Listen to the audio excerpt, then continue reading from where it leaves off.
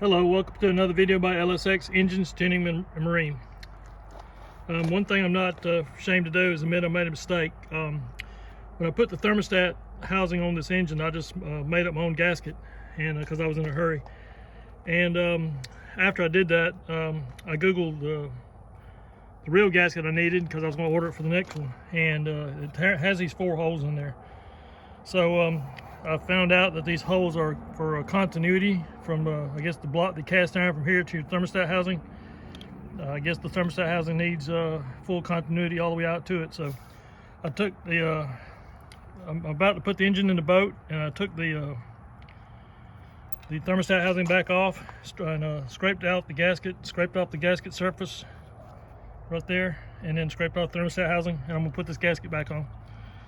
And I'm gonna smear a little bit of black silicone sealant on it, but not a lot. So just enough to kind of help seal it. But I'm redoing the thermostat. Just wanted to point that out and say you probably need to use this gasket. Those holes are there for a reason.